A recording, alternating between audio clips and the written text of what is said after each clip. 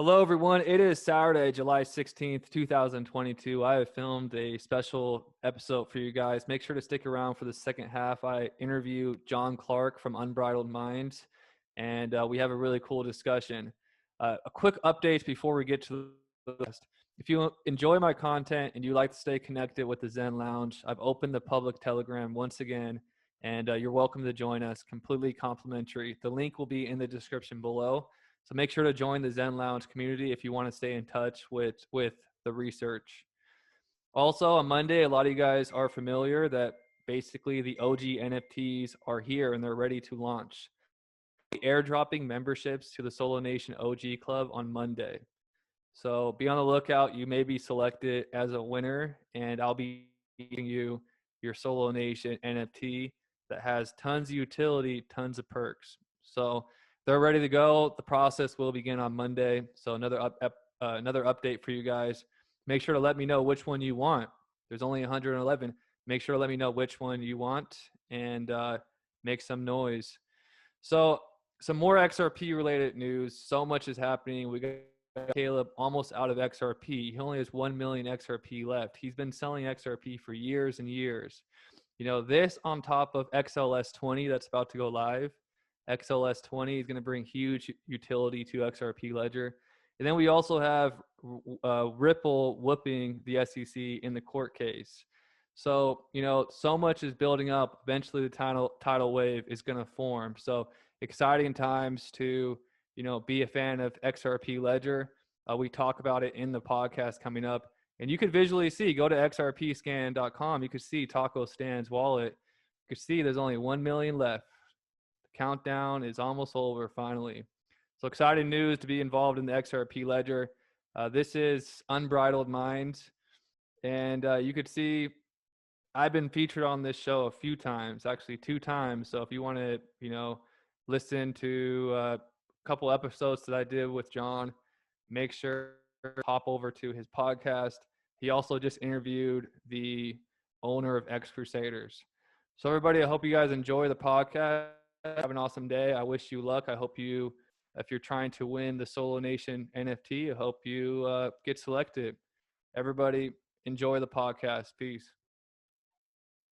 Hello, everyone. Welcome back to the Zen Lounge. Today, I have a very special guest, John from Unbridled Minds.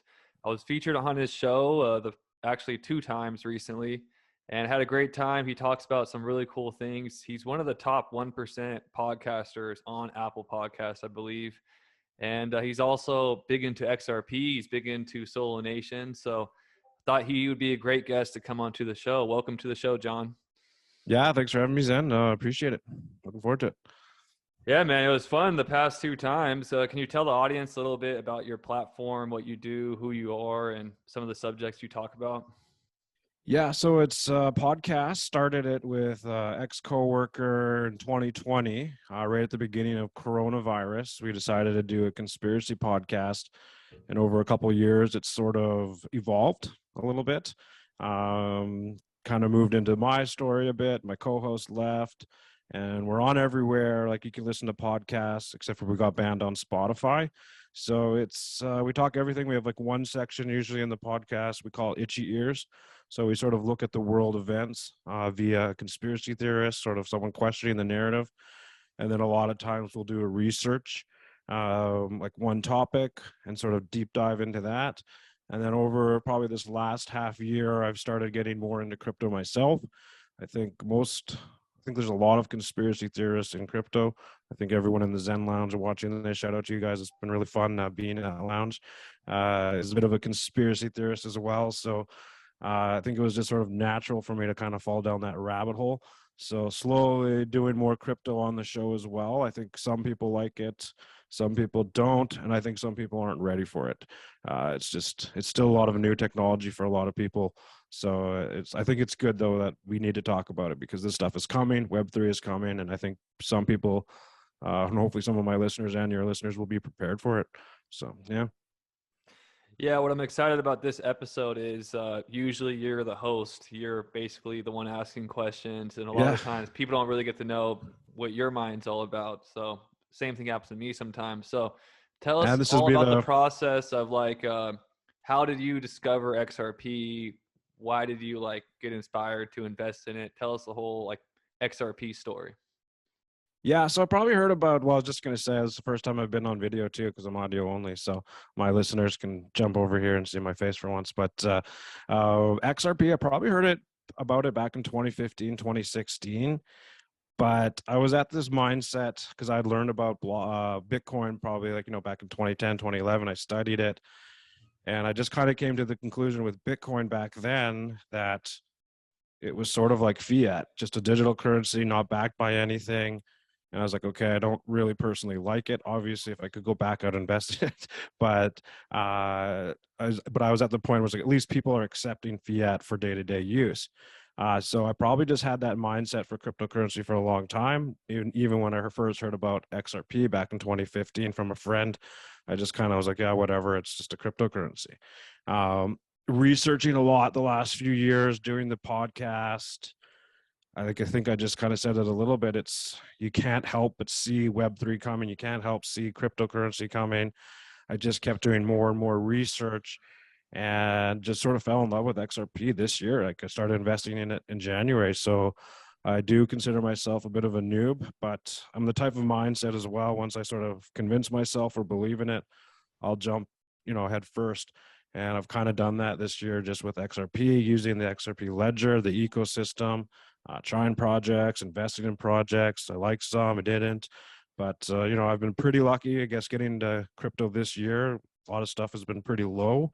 So, some people have taken some big losses, but, I'm pretty happy to be just holding as well. So, yeah, just learning about what XRP can do and what the future's coming. It's just completely fell in love with it. Yeah. Well, let's talk about that. Can you talk about some of the features that you like about it, like some of the benefits that it offers the world? Yeah, so I mean, some of the benefits, maybe it won't always be on the XRP ledger, but we live in such a corrupt world right now. And you talk a lot about the stars, the planets sometimes, and I've done some of my own research as well. And one of them, I think one of the more interesting decodes was Hale-Bopp Comet. Back in 97, it came by the Earth. And when I studied it, I came to realize Noah was probably the last person to see it on Earth. And it came by on Earth about 100 years before the Great Flood, in my opinion. And if you know anything about the story of Noah, the world was full of corruption, lots of different styles of corruption. And I believe we're seeing that right now on the Earth.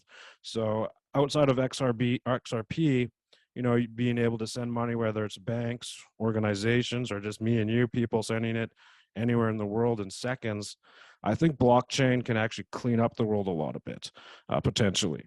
So we see elections right now. They are corrupt, whether it's the use of Dominion voting, mail-in ballots, dead people voting. And then you have corrupt politicians like Nancy Pelosi, one-eyed bitch Crenshaw. These people are now the world's best stock traders too. So blockchain can come in, I believe, can fix a lot of problems, whether it's voting, stock trading, can clean that up with politicians. I also think blockchain is going to be able to be used for just daily things like shipping companies, moving stuff around the world. It's going to be easier to track it. Real estate, and a lot of these things. I think it was just in the news the other day. You say NFTs. A lot of people just think they're just JPEG images. I think it was just in the news the other day about legal documents being sort of used as an NFT and delivered that way. So I think that's going to be able to secure a lot of different things, whether it's documents and real estate, buying a car. There's going to be so many real world uses with blockchain. In my opinion, I don't think we're anywhere close to what it can do or what it's going to do. Can you give the audience some specific utilities that you like as well? Like one of the cool things that blew my mind, and like when you first start going into XRP, it kind of like is it's like an educational class that you're taking, learning about how screwed up the payment system is. Like I had no idea in 2020, 2022, sending a payment across borders is, there's so many variables to it. There's fees for sending cross-border payments. They're very slow. So, it's really exciting learning XRP. You learn basically about the whole, financial system, learning about XRP. Yeah. It's a great experience. it forces you to learn about it, and it kind of pisses you off too at the same time, because you realize how much your money, okay, you feel like you're safe, your money's safe in the bank, which I guess it is, but with inflation, you're losing your purchasing power. I'm in the EU right now, and it's like they just went down 20%. It's good because I have Canadian money I got to bring over. But if you're in the EU, you're losing purchasing power. But yeah, like when I was moving money to XRP ecosystem out of my bank, man, the hiccups, the limits, it's your money. I just, oh no, I want to put stuff in now. Sometimes it's been good because the market's gone down. It slowed me down a bit, I guess, but I probably would have put more in faster if I could have. And you call in my bank, like, why can't I do this? They said, well, this company, we don't trust it. You can't send your money there. So I'm only doing Interact e-transfers. We can only do $3,000 at a time. And then they limit you every month. So yeah, I mean, the speed and how fast XRP is, I've been able to send money to myself between various wallets, and I even paid someone in XRP. It's so simple. It's so easy. You're a little bit more in So many control of your own people, like money. all us alternative thinkers, the real choices used to be gold and silver, and that's not Mhm. very that liquid, transportable. So this is like another sovereign asset that you could physically hold. You have the keys to the asset, and Yeah. gives us more choices. Because like you said, that situation would be very hard to like secretly transport gold. You know what I'm saying? Or it puts you Yeah. at It risk makes, too. you can only carry so much. It's heavy. So, I But mean, I it's a think lot what the easier. ultimate conspiracy or just alternative thinkers dream about XRP is the fact that, it's a neutral currency. It could potentially be the world currency of the world. And, there's so many connections, people like us, you could study it for days, research it, and never really get to the bottom of the rabbit hole when it comes to XRP. You think it has potential to be a world reserve currency? Yes and no. I mean, I don't really want to see a cashless society. I've talked about that on my podcast. Um, but I don't have the power to stop it right now. If I don't like it or whether you like it, it's cryptocurrency Well, is a world coming. reserve currency doesn't have to be, that timeline. It could just be another Yeah. alternative, you know. Yeah. An alternative to maybe the US or the petrodollar. And you sort of see that fight going on with BRICS and different nations right now anyway. But I think a lot of people interpret that way, that it's going to be this one world currency that we're all going to be forced to use. I don't potentially think it will be. It'll be sort of a way of transferring money across borders for nations, organizations, and potentially like people, like I was just saying. I mean, there's a lot of people that will work overseas and they'll send money back home. So there are real world uses for it. Hopefully, we see more of a gold backed system for fiat, because this sort of money printing and debt we see in so many nations is not working, in my opinion. But yeah, I'm not. I think I used to be scared of it's going to be cryptocurrency, like you just said, but I've sort of changed my mind on that. I think there's real good use to it, like we said, like we just talked about. So One of the interesting things about your podcast is you also go into XRPL based projects. Do you have any favorites? yeah, I mean, being in the Zen Lounge with all you guys and studying, obviously Sologenic is one of them. It's I was in the stock world for a little while as well. And so just seeing what Sologenic can potentially do, I mean, I'm sort of comparing it a little bit. When you go back a few years in the financial world, you would sort of go into an office to a stockbroker or financial advisor, set up a plan, and each trade, you'd buy minimum sort of 100 stocks of something or more and pay like a minimum $100 per trade. Okay. And then you sort of seen that sort of slowly dying, and people are going to stuff like Q Trade or direct investing. They can do it on their own and pay maybe like $5. I sort of see Sologenic and what blockchain can do in the financial world is the sort of the next step in evolution of tokenizing stocks, ETFs. They potentially can get into real estate as well. There's nothing new. We'll still be trading stocks. We'll still be trading ETFs. It's just going to make it more secure. It's going to make it faster. It's going to probably be cheaper trading fees for the end user. Banks, which I think are going to potentially have to come into this world at some point, because people like me and you and a whole bunch of other people, we're taking our money out of the bank because we think this is the future. I think it's going to put pressure on them to sort of adapt this technology as well. And then one big thing, about Sologenic that I think gets overlooked a lot is, let's say some people, maybe they're not making a big US salary and they're living somewhere else in the world, but maybe they do want to invest in something. And maybe they only have $100, but that will open it up so you don't have to buy, say, a block of 100 stocks of some kind of company. You can just buy a fraction, and maybe it's 100, maybe it's $200. But then you talk about millions and millions upon people that could potentially do that if that's what they want to do, but they just don't have the means to do it. That could be a lot of extra money flowing into the markets as well. So I think that's something that, I hear a lot of people talk about Sologenic that maybe gets a little bit overlooked, and You're the right. amount of capital that could flow into it. It's called fractionalized trading, right? Yeah. Yeah, Yeah. that's the big use case that's really gonna, disrupt and change the financial industry. I think it's gonna be as big as when they basically introduce index funds where someone could buy like little fraction of basically the whole stock market. Hmm. A lot of people got rich off that. A lot of people, like people that are early into that, got really, that was a really big opportunity. Fractionalized trading is going to give people opportunity that would never be able to participate. And the DEX is global, so basically anyone Hmm. can participate in the markets Yeah. and get a fraction of a Tesla stock, get a fraction of a banking stock, and participate, which brings more liquidity to the market. So it's a win-win. So that's the Yeah. Yeah. incentive Totally. for NASDAQ to want to adopt this technology because they're going to be seeing dollar signs. So I 100% agree. But you also just had a podcast with a gaming company called X Crusaders.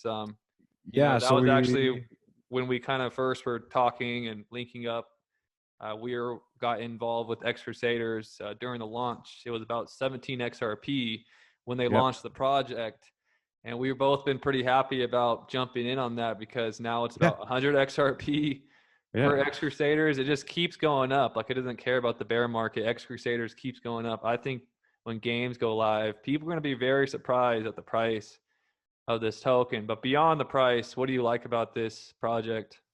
Yeah, so far, like I said, we've talked about Solo on my pod, and then X Crusaders, and then I'm gonna have keep working, and I got a few other sort of crypto guys hopefully coming on, and obviously you've came on, but X Crusaders, to be honest, like it just looks like a fun game.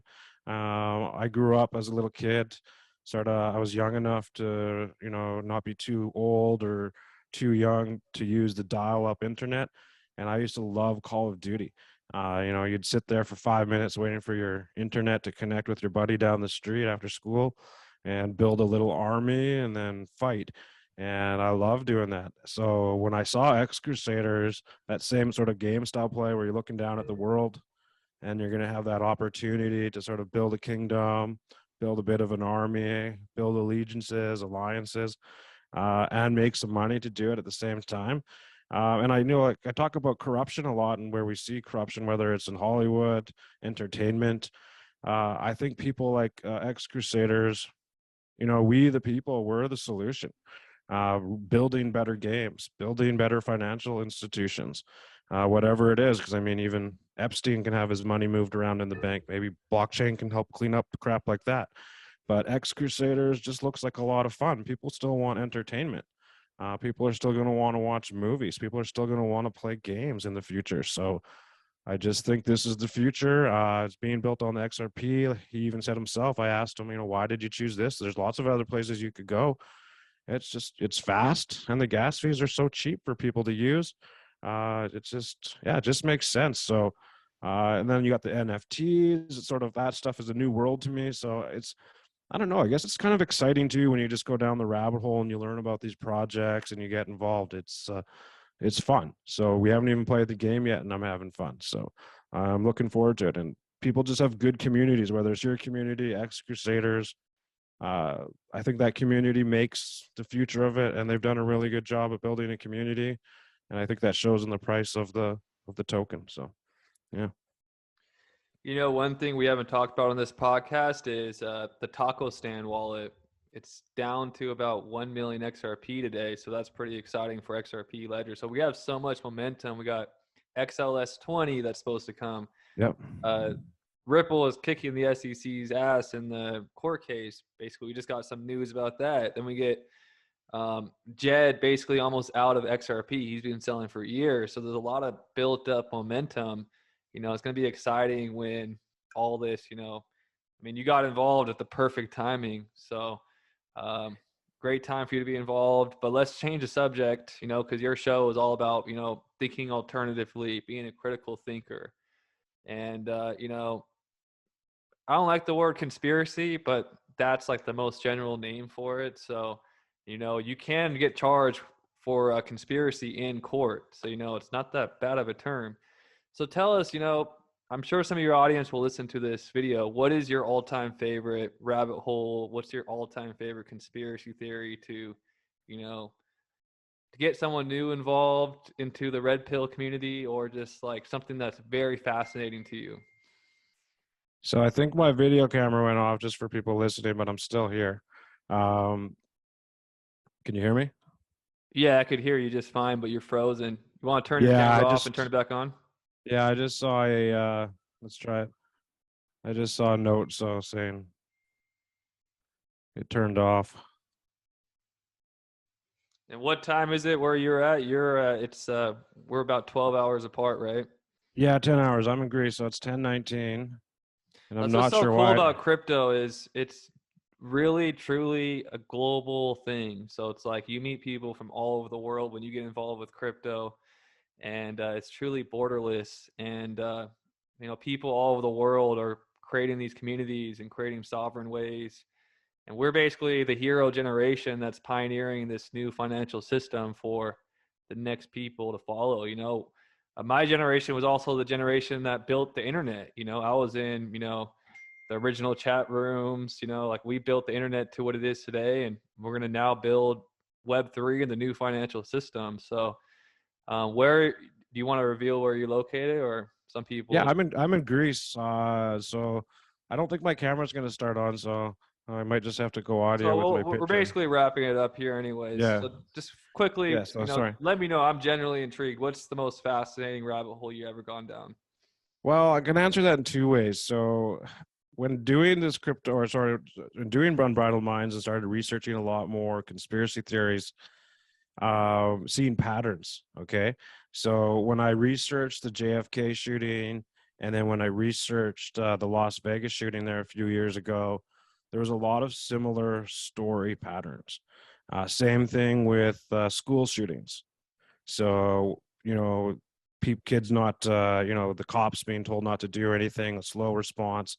There just seems to be patterns that you start to notice when you research conspiracy theories. That to me has been one of the more interesting things. But my favorite one, and it's maybe too many people say it right now, but I got to say it's Q, because I probably used to research conspiracies years and years ago, and I got to the point where I was like, I just got sick of it because there's no hope. It was always like, oh, the Illuminati or the satanic cult, the cabal is going to take over the world.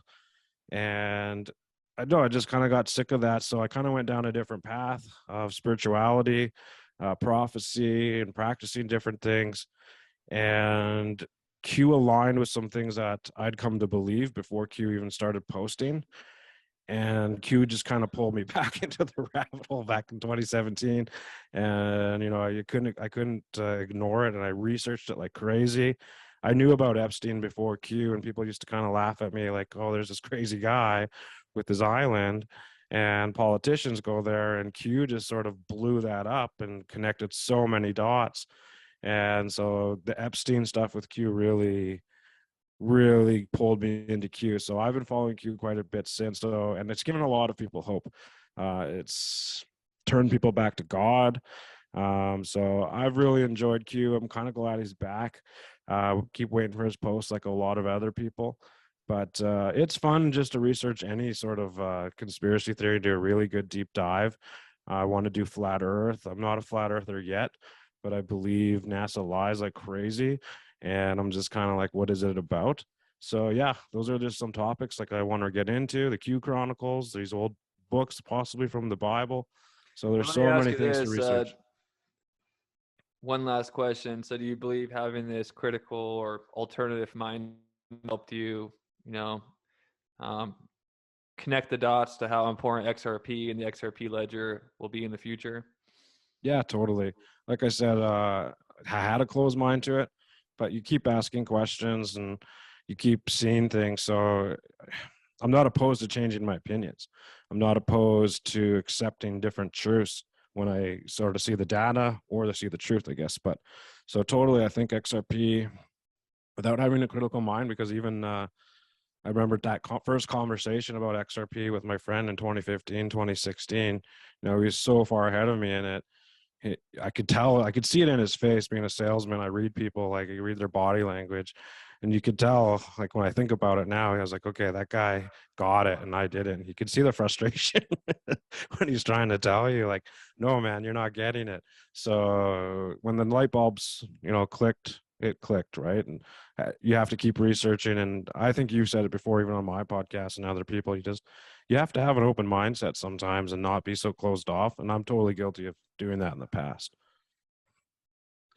Yeah, I remember when I first heard about Bitcoin, I thought you had to buy a full Bitcoin in order to basically buy it. So I like just gave up, didn't even try to. And if I would have just done a little bit of research, I would have found out I could have just bought, $20 worth or $100 worth. So an extra step of doing your own research could help you make a fortune. So your friend's probably very happy being a 2015 investor. I'll tell you that. I like Bitcoin more than I did, like say 10 years ago, but I still haven't owned any. But I like the utility of XRP and other places and like Sologenic. So, but You even know, even Bitcoin. Yeah, for me, the moment that a lot of things clicked was when the shutdown happened. I was always very big into crypto, but that accelerated my passion and need to research it so deep because that was like, the trigger warning. They're saying coins are dirty, um, basically asking us for a recall. The way I was looking at it, the narrative was already beginning. Cash is dirty. There's germs on cash. So the cash, like the anti-cash narrative was starting, and then every restaurant I would go to in America had the QR code for touchless menus. The way I looked at that, touchless menus leads to be touchless paying your bill, scanning, paying your bill, leaving your tip, touchless with a QR code. And then I was like, dang, I really need to go all in and really focus on this area. So that's about the same time you started your podcast. So Yeah, yeah, I it's was like probably doing been a very I think evolutionary time the past 2 years. I feel like our evolution as a species has been warp speeded. Yeah, exactly. I mean, I was still sort of pushing back. They're doing the same thing in Canada, like, use your debit card, tap, tap, tap, everything. And I was sort of pushing back in Corona. Like, I didn't wear a mask. I was paying with cash. I was like, whatever, guys. Like, let's not be so stupid. But like I said, I don't want to see cash go away. I think there's still a use for it, but there's definitely a use for XRP as well.